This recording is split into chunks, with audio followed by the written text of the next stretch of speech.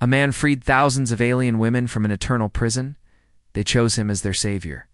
No human was meant to survive Edric's prime. The planet floated at the edge of known space, wrapped in storms of violet lightning and surrounded by ancient defense satellites that had not failed in 10,000 years. Every species in the galaxy knew its truth. Edric's prime was not a world, it was a prison. And inside that prison were thousands of alien women. They were called the bound beings of rare energy, intelligence, and power, captured long ago by the Dominion to be used as living batteries. Their bodies were chained in crystal chambers beneath the planet's surface, their minds locked in endless half-sleep, feeding the Dominion's war machines forever. Forever, until one man arrived.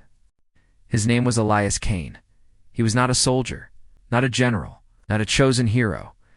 He was a salvage engineer, sent to retrieve what was left of a destroyed research vessel that had drifted too close to Edric's prime. His ship was old, his weapons weak, and his mission simple. Get in, get out, survive. But fate had other plans. Elias' ship was struck by an energy surge and crashed through the planet's storm barrier. Alarms screamed as the vessel slammed into the black stone surface. When the dust settled, Elias crawled from the wreckage injured, alone, and very much not supposed to be alive. As he moved through the ruins, he felt it, a whisper, not in sound but in thought. Help us. The voice was layered, thousands speaking as one. Elias followed it deep beneath the surface, through halls older than humanity itself. What he found stopped his breath. Endless rows of crystal prisons stretched beyond sight. Inside each floated an alien woman, some with glowing skin, others with wings of light, eyes like stars, forms both beautiful and terrifying. Energy flowed from their bodies into massive conduits, powering the Dominion's empire. They were alive, and they were suffering. Elias reached out to the crystal of the nearest chamber. The moment his hand touched it, pain exploded through his mind, memories that were not his own. Centuries of captivity, experiments, silence, hopelessness. He staggered back, shaking. This isn't right, he whispered. The voice returned, clearer now. You can free us. I'm just one man, Elias said aloud. I don't even know how this works. You are different, they replied. Your kind was never meant to control us. The system will not reject you. That was when Elias understood.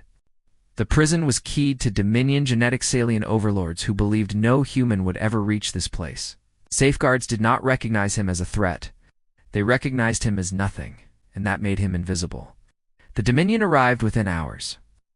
Warships filled the sky as Elias raced through the facility, manually overriding locks that had never been touched by free hands. Alarms wailed, the ground shook, and crystal chambers began to crack one by one. The first woman to awaken fell to her knees, gasping, light pouring from her eyes. She looked at Elias and bowed. Others followed. Hundreds. Thousands. As Dominion soldiers poured into the chamber, Elias stood in front of the freed prisoners with nothing but a salvaged plasma cutter in his hands. You don't get them back, he said, his voice steady, despite the fear ripping through him. Not ever. The first blast never reached him. A wall of energy erupted as the freed women rose together. Their combined power shattered weapons, crushed armor, and tore the Dominion forces apart like paper in a storm. Edric's prime burned. When the battle ended, the prison lay in ruins. The satellites fell silent. Across the galaxy, Dominion systems began to fail as their stolen power vanished. The freed women gathered around Elias. They were leaders, warriors, scientists, queens from civilizations erased by the Dominion, beings who could reshape stars if they wished. Elias expected them to leave to reclaim what was lost. Instead, they knelt. "He gave us back our lives," said one, her voice carrying the weight of centuries. "You could have escaped. You chose not to." "I just did what was right," Elias said quietly.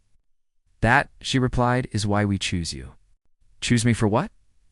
They smiled, some gently, some fiercely. "Our protector, our voice, our savior." Elias stepped back in shock.